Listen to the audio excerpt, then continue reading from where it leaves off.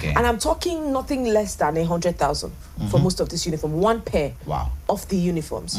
So you see, with things like this, maybe we might extend it to the Nigerian educational system. Probably. We saw it in South Africa sometime 2 months ago, where official uniforms were made from the fabrics or the indigenous materials of the people. So this is just for Abia State. Right. Maybe we might expand it to Nigeria generally. Just maybe. Just maybe. You know, but I think it's actually a very good thing.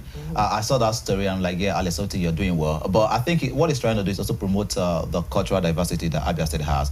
I mean, if you get down to the eastern region of Nigeria, they've got some of the best traditional attires, and it's only fair for us to flaunt it once in a while. But I like the fact that he's not imposing it and saying it's mandatory that you must wear it every day. According to the report, it says every first Monday, right, and then gradually it goes down to every Friday of the week. So we get to see civil servants, government officials, wear the traditional attire. I think it's a good way to start little by little. Just maybe we all might just get involved in the whole situation, because if you look at Nigeria, corporate organizations on daily basis, you see us putting on the suit, the jacket, corporate every day, But of course, we as well can promote. I now even joined you today. You understand? You're welcome.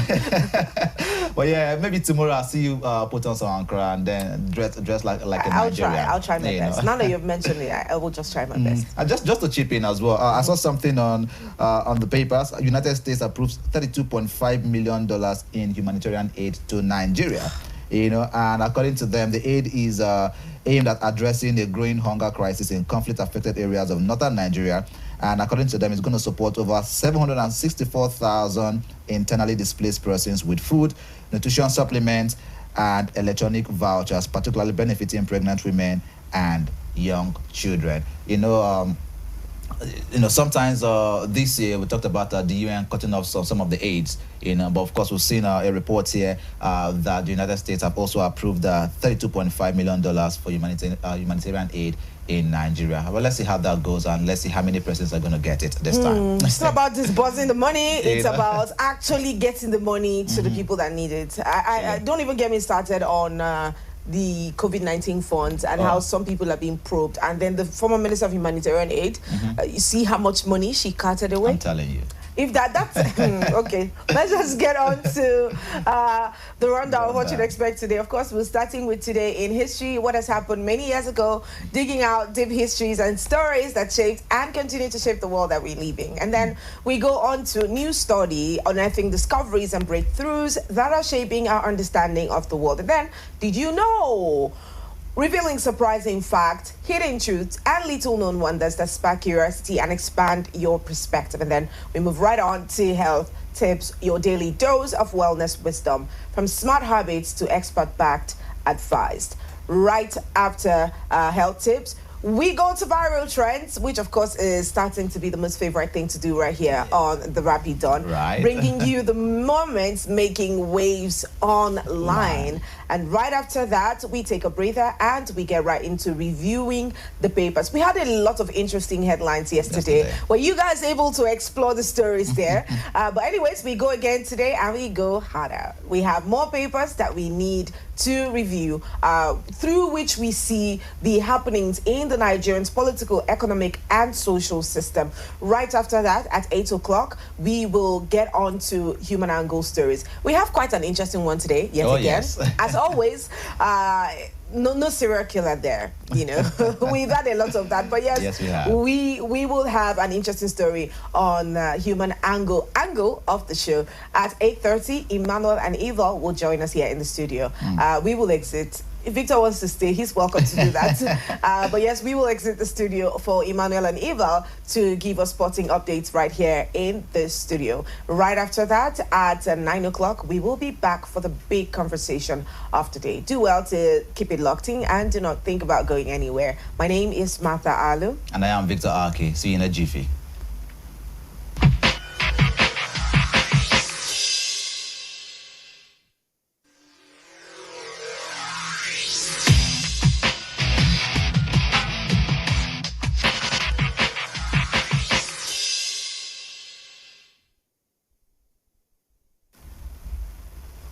Welcome back. Now let's move on to what is happening today in history.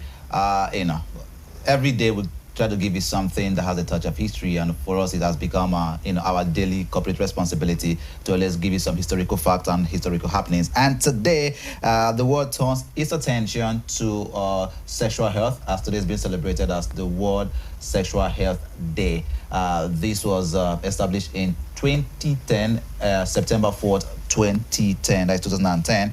And so it is World Sexual Health Day. It was first launched in 2010 by the World Association for Sexual Health.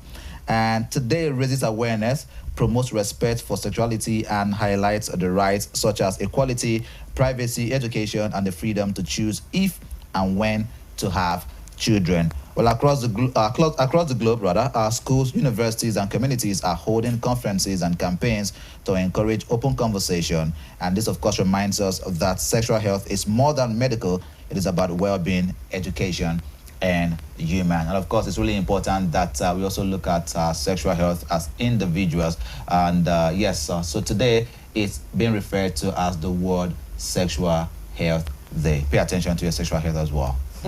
Very, very important. Very but let's important. not dissect that. Let's go on to talking about what scientists are discovering. On New Study today, South Korean TV show uses VR to reunite families with loved ones that have passed away. Wow, that's amazing. It is. Really amazing. We have a very little short video over there. Please do well to watch and see what that looks like. Y'all give me some tissue boxes. Book me the next flight to South Korea. You know, I'm gonna see a few people over there. But yeah, this is it's a show, right? And you'd see a green screen over there.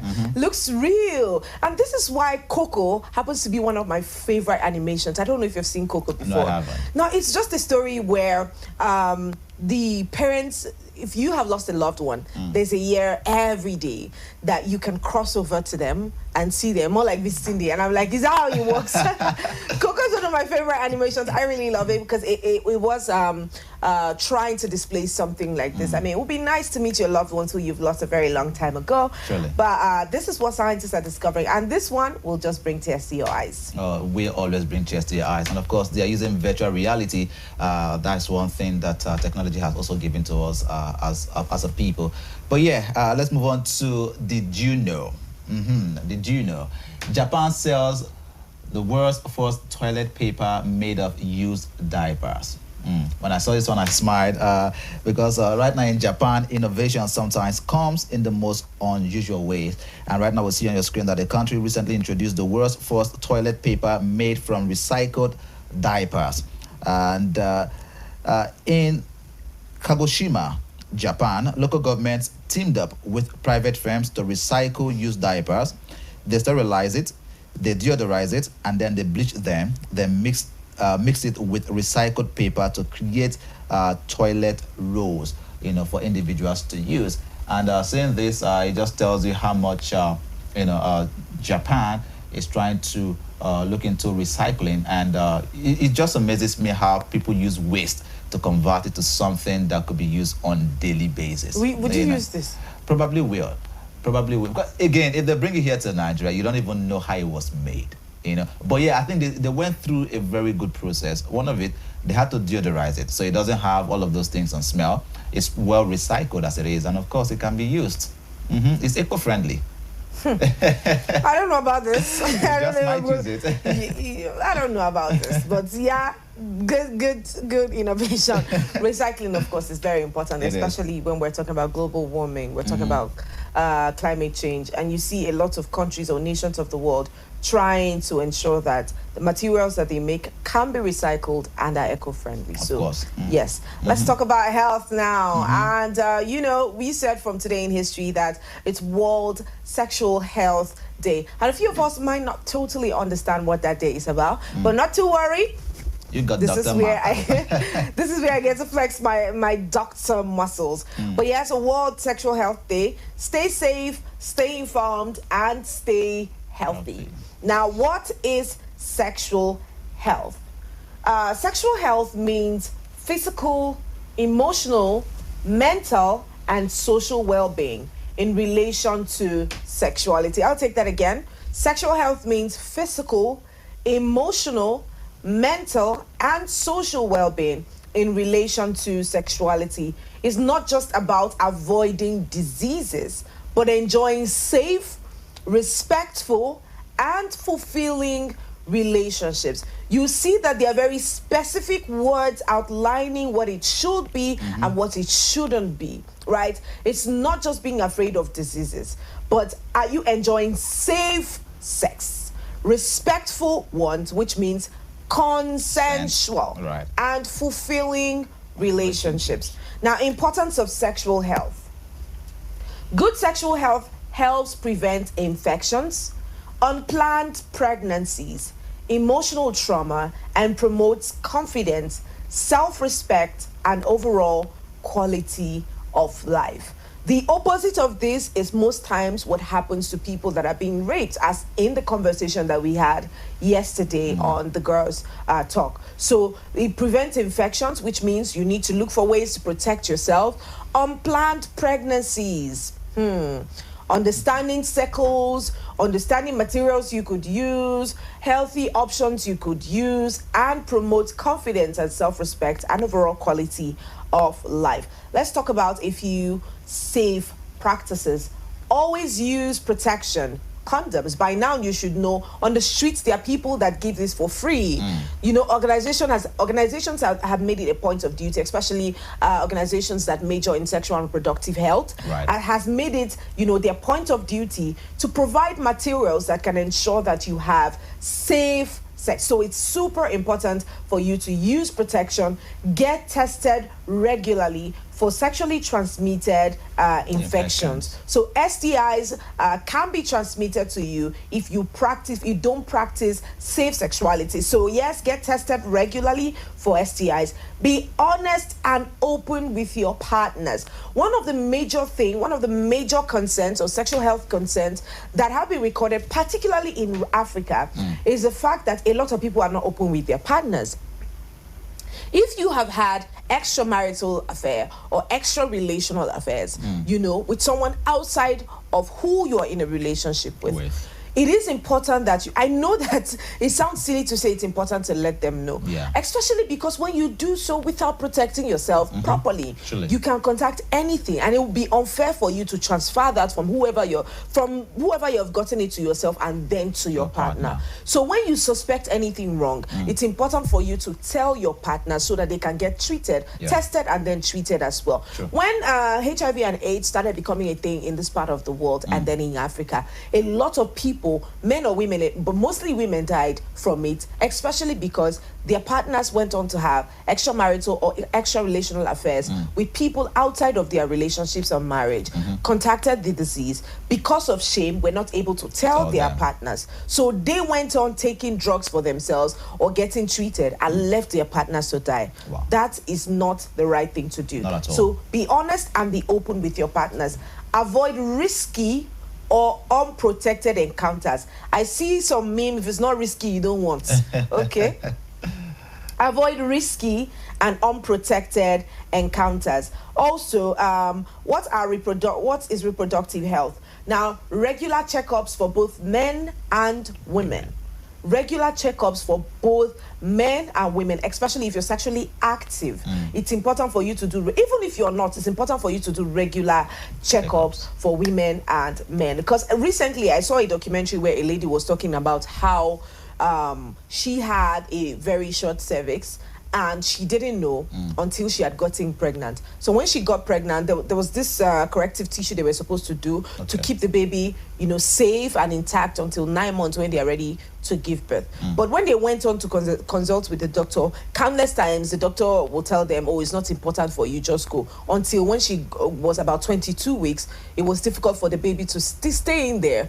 And they wanted to conduct the surgery, and then they noticed that the heartbeat of the baby had already reduced and all of it. So it's important to check these things regularly to know. So when you are getting into a process where you want to now start to reproduce children, you know what to do. You know how to care better for yourself. This can only happen if you check yourself regularly. Vaccinations like human papillomavirus is very important. That's the HPV vaccine to prevent cervical cancer.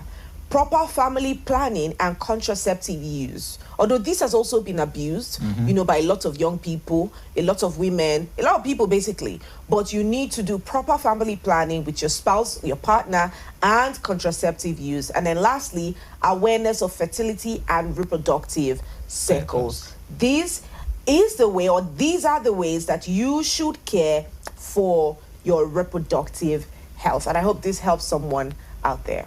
All right, thank you, Dr. Martha. Now let's move straight to viral trends. What are the things making waves online? And today we start off with a story. Social media is buzzing right now, but this time we have Abike Dabiri-Erewa, the chairman of the Nigerian Diaspora Commission. She's on the news, right? Now, this particular tweet you're seeing here is what has caused the whole situation. And the tweet reads, "My sister, you're doing well. Allow those monkeys to continue to make unnecessary noises. They are born to be ungrateful people. Those animals tagging you, they are children of gorilla history, told us about them. Then kudos to you, madam." Now, this particular tweet, stemmed from when Abike Dabiri posted a video of one of the ladies that was rescued, from I think trafficking, as it is. And then when she posted that video, this comment came online, and she reposted this very comment with a meme. And that's what led to her being dragged, as a person. Of course, knowing that she's a government official. And that led to a question in my heart: should government officials, right now be checked and punished for the things that they post, one, and also the things that they react to on social media? Well, I don't know. They say the social media is a safe space, freedom of speech, freedom of expression, and what have you. Although we are in an extremely sensitive time, an era where everyone is just sensitive about tribe, everyone is sensitive about culture, everyone is so sensitive about religion. So understanding the times that you're in is super important. So at a time like this, passing comments like this that can incite violence or any sort of wrangling would not be what is encouraged. But we have to understand that regardless of the fact that they're political office holders, they're also human beings. Definitely. And I think the reason we get to hold them accountable is because they are the leaders, that we have in Nigeria. Those are the persons that we look up to mostly. And so if they accommodate some of these things, because lots of critics have called it bigotry, right? So if they accommodate it, it goes a long way to show that just maybe they might not be promoting that ethnic unity that we're looking out for in the country, Nigeria. And especially because she has also been dragged that this is not the first time that she's been doing this, or she has done this. It was referred that sometimes last year, she also punished the person or took up or made a statement against an Igbo woman in Canada without actually, according to the story, the Igbo woman was accused, or was being dragged by some other person, and then she made a comment, and then she attacked the Igbo woman, leaving out the aggressor to that particular Igbo woman. And so a lot of persons have now brought this whole thing and related it to the whole situation. Do they always mention like Igbos in the issue? Some of the comments. Now, in this now, you see that it's not mentioned the Igbo, right? But lots of persons took it to be that angle. So she cannot be responsible for what you interpret, right? I can't be responsible for how you interpret something. That's not to say I encourage bigotry in any form. Of course not. But unless they specifically say that, right, or they imply that based on terms that you're already familiar with, I think it's out of place for you to just assume that she could have been talking about anybody. This person could have been talking about anybody. Although I see that voices of Igbos were tagged, so I don't know exactly why that person was tagged. Exactly. Seeing Wale Akerele is a controversial person, but I think we are. That tag actually is what now made it to be the Igbo thing. Igbos. So when she reacted in that manner, a person said maybe she missed out that Igbo, maybe she saw it as well. It's possible. It's possible. Because, but again, that is what has led to her being dragged. But of course, away from that, let's get on to River State, where where a rather unusual but serious warning is making the rounds. We have the police public relations officer. She cautioned that collecting transport fare from a man without actually going to see him could land you in jail. Right? That's it on your screen. That's coming from River State Police, PPRO, informing ladies. But of course, you know that this statement, which has since gone viral online, was directed at, I think you know who. But of course, let's watch and listen to her, and then we'll talk about it a little bit. A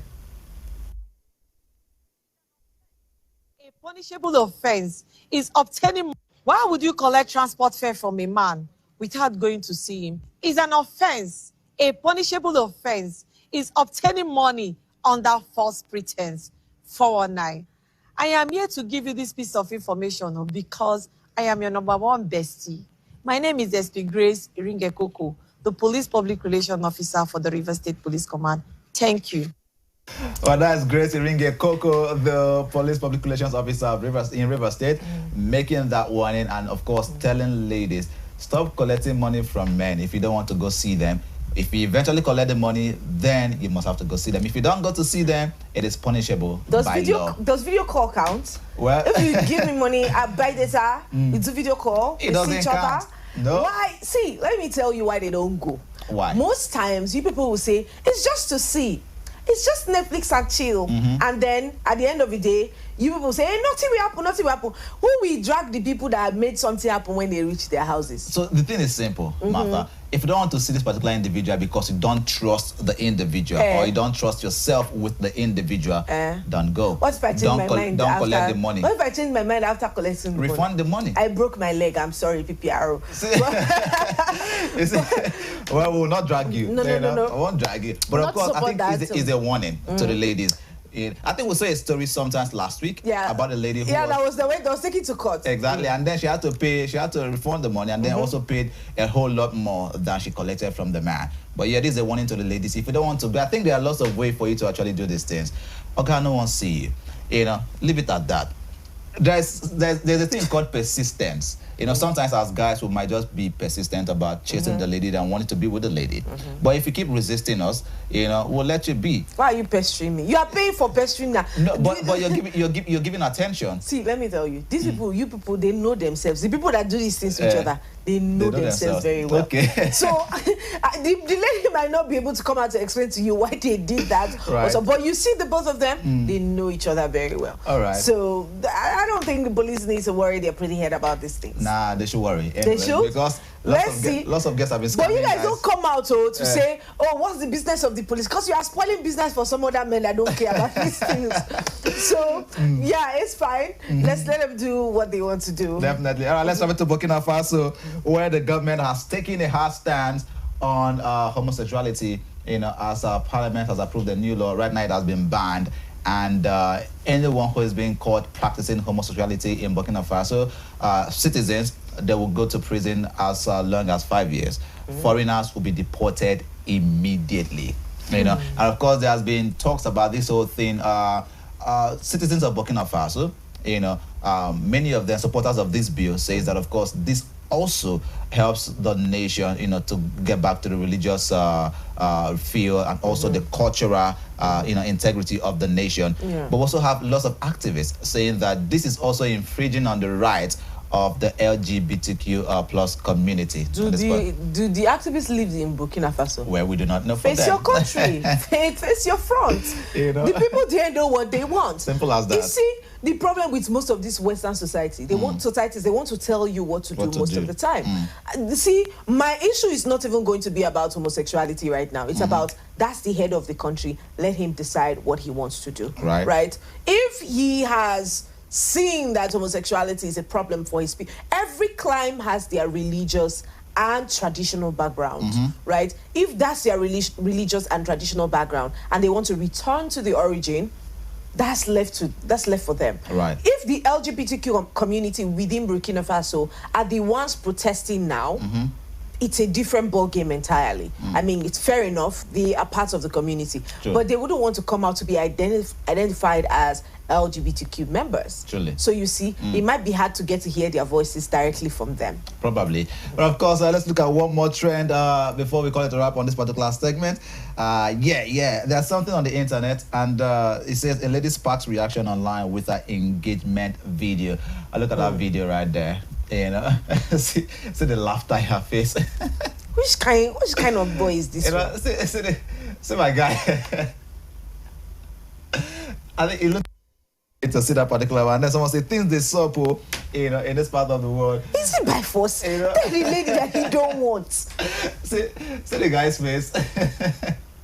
But of course, yeah, these are the things going on in and around our country this month. Look at your face, Martha. No, it's very funny because it's looking one party is looking extremely happy, yes. and the other one just looks very uninterested. In fact, I was going through the comments and someone says, "I've seen more excitement from someone receiving a package from Amazon, like much more than what the guy has on his face."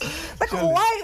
Who for? Maybe it's the idea of the girl. So I don't want to conclude that the guy does not love the girl. The girl forced him not. Because I don't think anybody can force a guy to do what he doesn't want to do. Sometimes we're stronger armed. Yeah. I don't think that's my personal opinion, though. I don't think, but this looks like, oh, maybe I'm a shy person, or maybe I didn't want this to be like a public thing, and this person wanted it to be on the altar. I know some persons do not really know how to express so much joy. Some persons just know how to contain it. It has been done, it has been done. Well, this is my own reaction to it. But for the lady, you see that she's more of a jolly good fellow. You know, she's the free-spirited one there. And that's the hug. The church member that did this thing is a gossip. But of course, that's it there. Looking forward to seeing many engagement videos anyways. Just maybe we're going to see some more excitement coming up from more persons that are doing their engagement. But yeah, this is all we can take on this particular segment. We'll step out and we'll come back to the time for the papers and the headlines. Stay with us.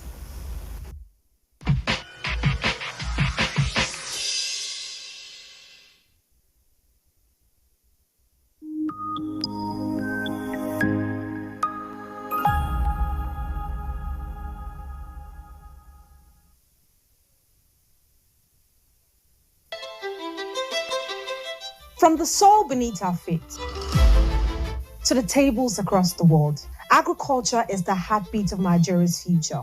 Yet challenges persist: limited finance, outdated methods, policy gaps, and untapped opportunities. The Green Line is here to change that. A groundbreaking weekly television feature that connects policy with practice, farmers with markets, and innovation with impact.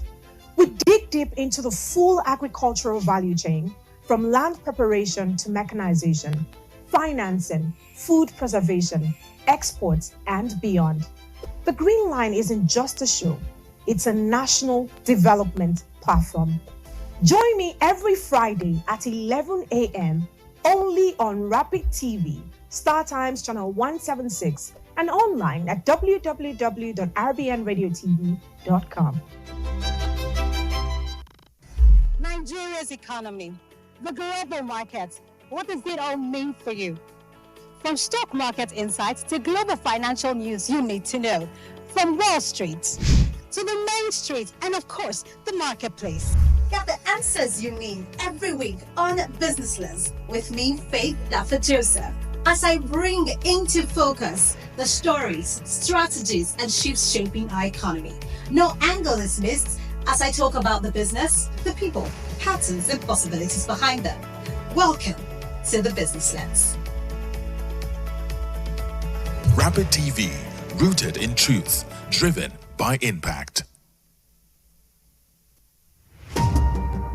Meet the men and women shaping the future of Nigeria. Get to know your representatives at the National Assembly. From lawmaking to constituency projects, we'll take you behind the scenes and inside the chambers of the Nigerian National Assembly.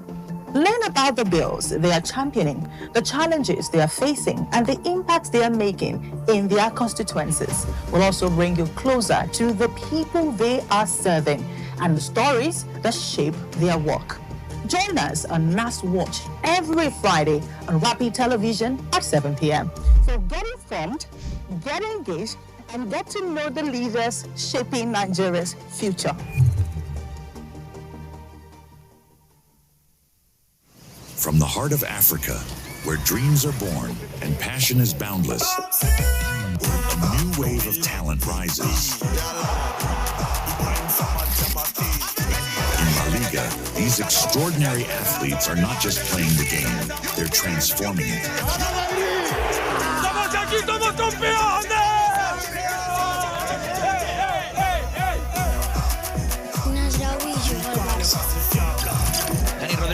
chasing. It's Lamine Yamal. What a magnificent goal that They is. shine on the world stage. Watch as they redefine football, inspire millions, and make history. La Liga, where dreams become reality.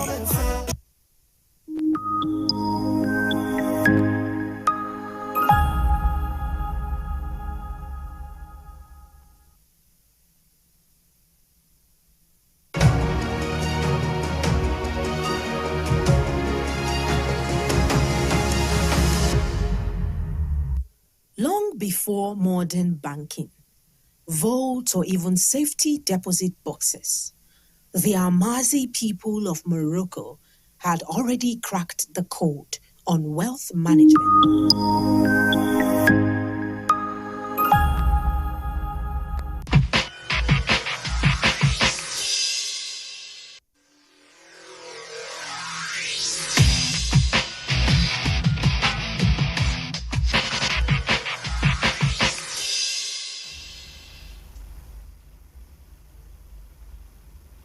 Right, welcome back and thanks for staying with us. It's still Rapid Dawn right here on Rapid TV.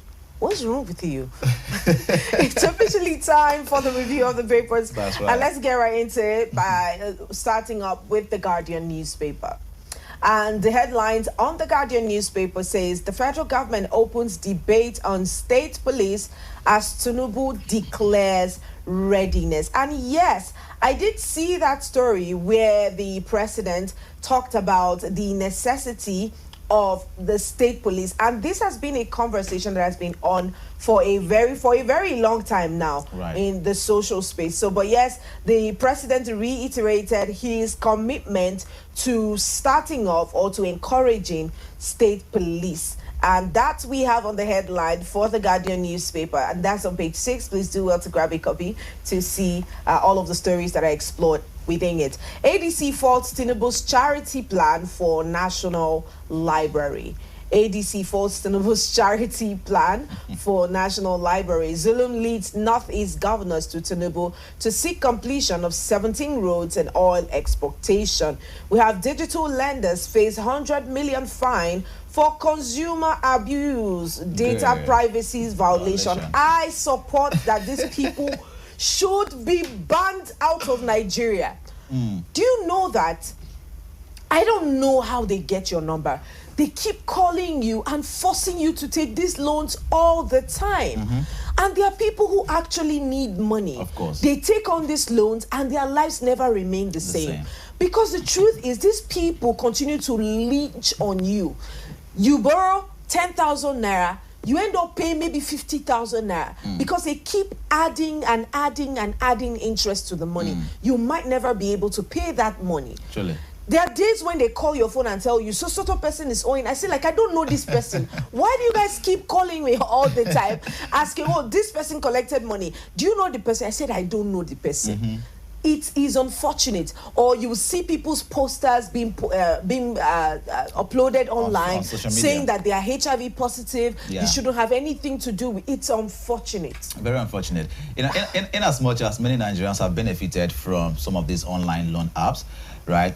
But they've also done many harm than good to a lot of persons in our society. Just clear example of some of the things you've talked about. I've received a few calls from, some of these, loan apps, saying so-and-so person took money from you, call this person, so-and-so person, this person is a thief, call this person doesn't want to, all of those. But if these guys would have done better, talking about the online loan apps, if they do better, we're going to have lots of Nigerians actually patronize them and pay them their money in due time. They cannot do better. But again, you see the interest that they add on this money. Most times, some of the time, they put like 20% interest on the initial loan that you take. So when you miss the deadline for payment, they keep adding all of these. 20 every time. Every time they add. And that's why lots of persons are unable to pay these things. And many Nigerians are just saying, well, anything that's going to happen, let it happen. Yes, because these people, it's very unfortunate. Very unfortunate. And imagine embarrassing a person. Why would they? Even if I'm the one, I will not pay it. You have embarrassed me already. You have called contact. What else do you want? I won't pay the money. Simple as that. So, it's important. 100 million naira, it's supposed to be dollars. Because these people, unfortunate. Now, airline operators defend discriminatory expensive yielded flight tracks. Airline operators defend discriminatory expensive yielded flight tickets. You all know it's about time. Exactly. We're in September now. Yeah. You see how the flight tickets just go up, and like it's almost impossible for you to move from one state to another. Especially people, or unless you have booked, you understand the season and you now book ahead.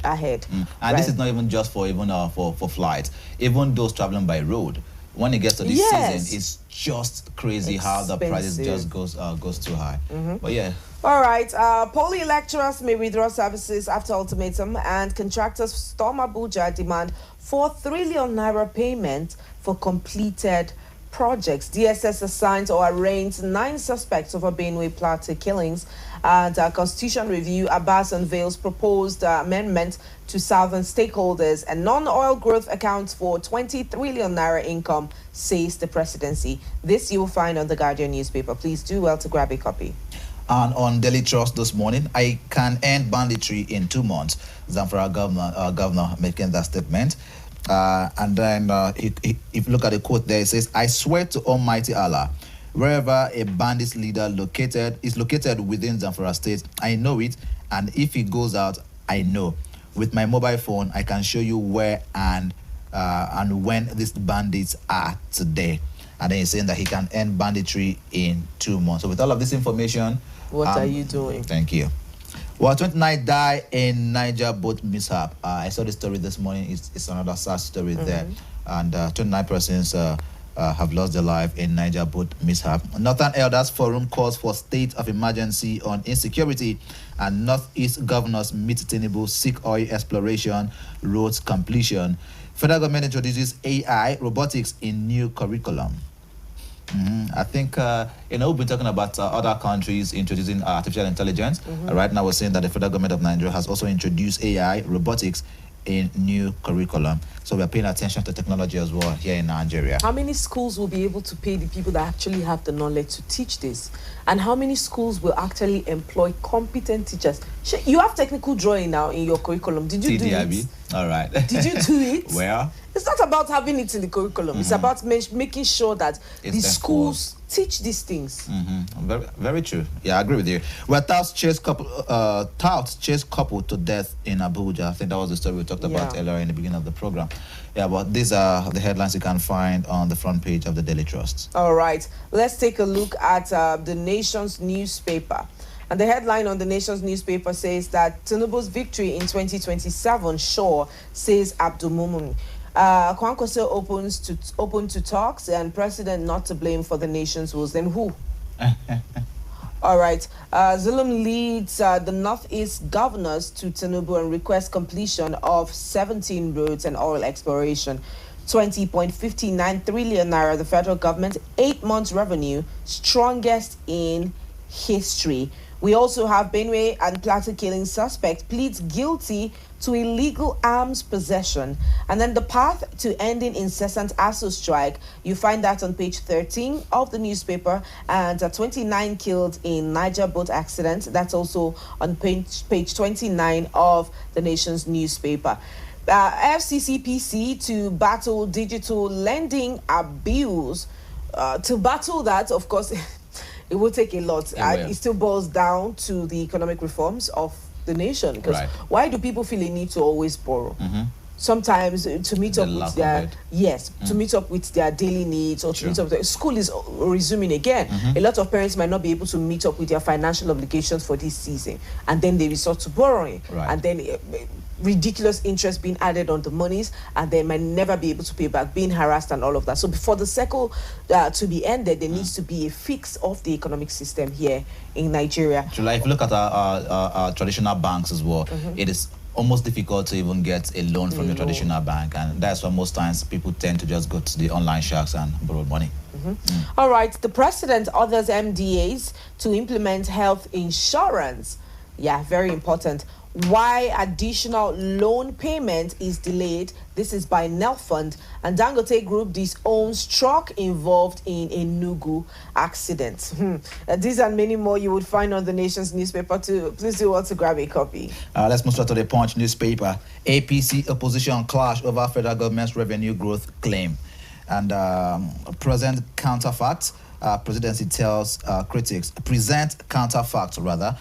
Presidency is telling critics. And revenue, nothing without results. Opposition making that statement. Economists query Tinubu's no more borrowing assertion amid 13 trillion naira deficit. Well, I don't think he denied the fact that we owe, but he's saying that according to him, we're not borrowing we're no longer anymore. borrowing, that we've met our target for the year. Well, MTN, 15 others remit 54 billion naira in education, police taxes, and 3 killed in Lagos Masquerader Festival clash. Terrorists recruited 1,364 West African children, shot 14,000 schools, according to the UN. I mean, they shot down 14,000 schools. That's a report by the UN. And my reforms have restored Nigeria's global respect. That is the president of Nigeria, President Bola Ahmed Tinubu, making that statement. And non-oil revenue jumps 40% to 20.6 trillion naira, according to the presidency. And NAD insists on strike, says over 2,000 doctors owed. And security concerns behind visa cancellations for Nigerians, others, according to the United States.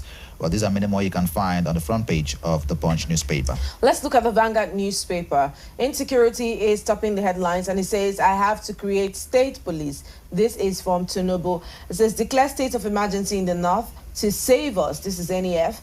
Declaration excites Afenifere, ACF, MBF, and others.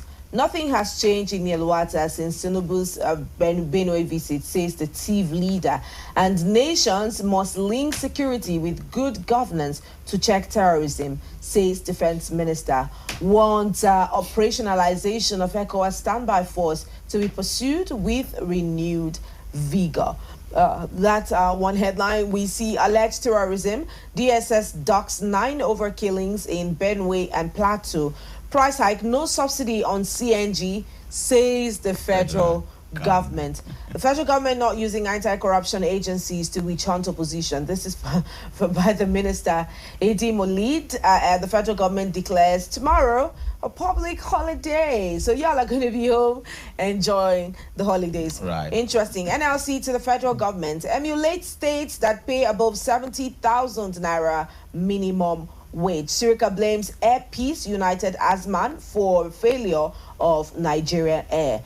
U.S. also cites security concerns for visa revocation.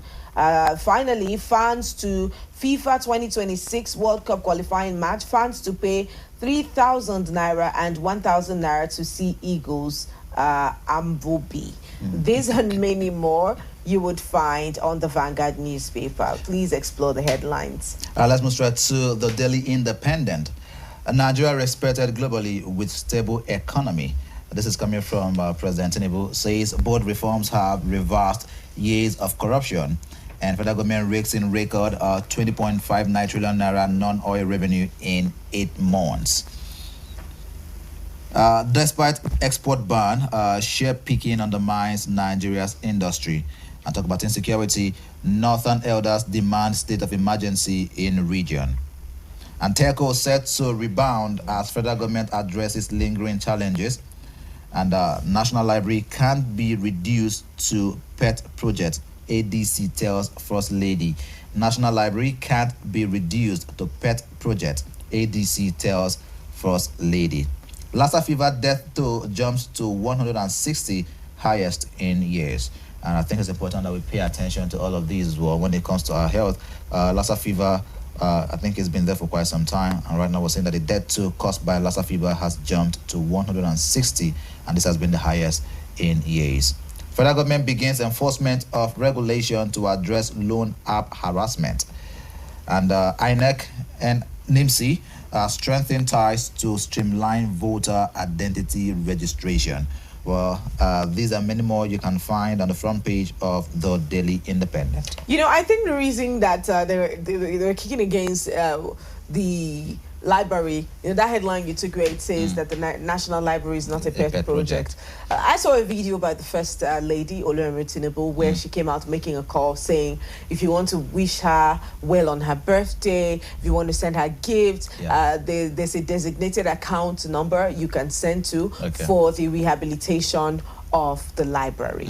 Well, that is a good cause. It's also supposed to be a national project, I think, and not a pet project. And I see why that headline, I see where that that update is coming from. Although she means well, or she meant well for this, but we cannot continue to leave public responsibility to private individuals.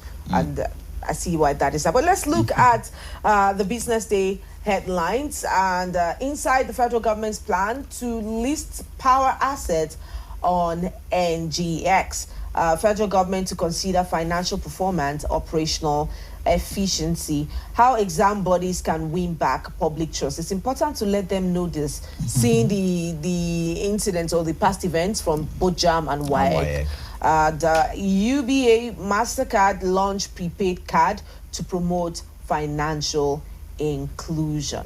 I think this is pretty much it for the Business Day newspaper. Do well to explore the stories or each column that you find right there. And I think this brings us to the end of the paper review for today. We will be heading out, and when we get back, you of course know it's time for the Human Angle story. Keep it locked in.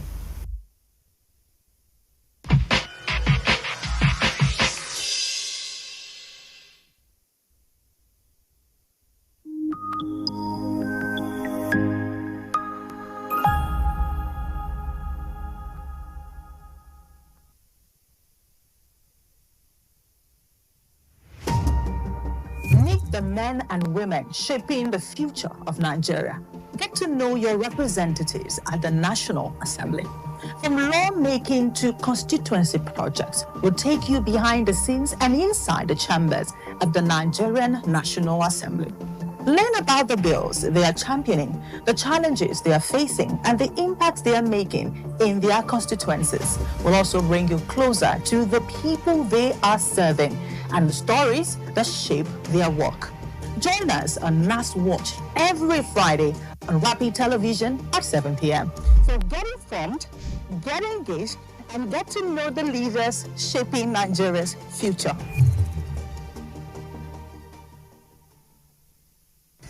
Nigeria's economy, the global markets, what does it all mean for you? From stock market insights to global financial news you need to know. From Wall Street to the Main Street and, of course, the marketplace. Get the answers you need every week on Businessless with me, Faith Dafa-Joseph, as I bring into focus the stories, strategies, and shifts shaping our economy. No angle is missed as I talk about the business, the people, patterns, and possibilities behind them. Welcome to the Business Lens. Rapid TV, rooted in truth, driven by impact. From the soil beneath our feet to the tables across the world, agriculture is the heartbeat of Nigeria's future. Yet challenges persist: limited finance, outdated methods, policy gaps, and untapped opportunities. The Green Line is here to change that. A groundbreaking weekly television feature that connects policy with practice, farmers with markets, and innovation with impact. We dig deep into the full agricultural value chain, from land preparation to mechanization, financing, food preservation, exports, and beyond. The Green Line isn't just a show, it's a national development platform. Join me every Friday at 11 a.m. only on Rapid TV, Star Times Channel 176, and online at www.rbnradiotv.com. From the heart of Africa, where dreams are born and passion is boundless, a new wave of talent rises. In La Liga, these extraordinary athletes are not just playing the game, they're transforming it.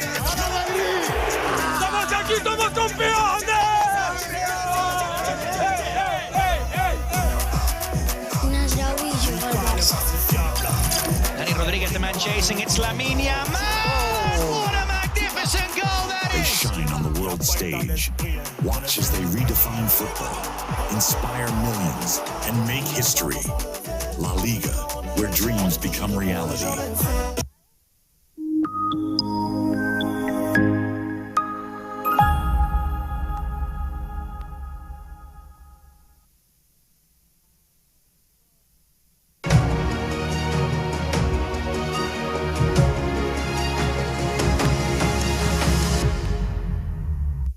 Long before modern banking, vaults or even safety deposit boxes, the Amazi people of Morocco had already cracked the code on wealth management. Welcome to the world of Iguda, the forgotten banks of North Africa.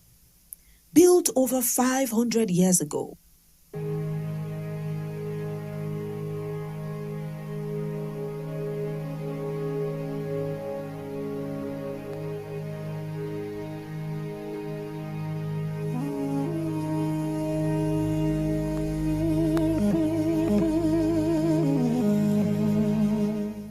these fortified granaries weren't just for storing food. They were community banks, preserving gold, silver, contracts, and heirlooms across generations. Perched atop hills and nestled deep within the Anti-Atlas Mountains, the Iguda were architectural marvels, thick stone walls, wooden doors, and guarded towers all served one purpose: security. Each family had its own compartment, locked and etched with unique tribal symbols, accessible only by them. And just like today's bank managers, a designated guardian oversaw the safety of every stored item. More than just buildings, the Iguda reflected a deep trust system, a structured way of managing community resources, centuries before banks became institutions. Though many remain hidden from global awareness, these granaries are still in use today. They stand not only as cultural landmarks, but as proof that ancient civilizations were anything but primitive. They managed wealth, protected legacies, and structured the future long before banking had a name. Iguda, the original vaults of wisdom.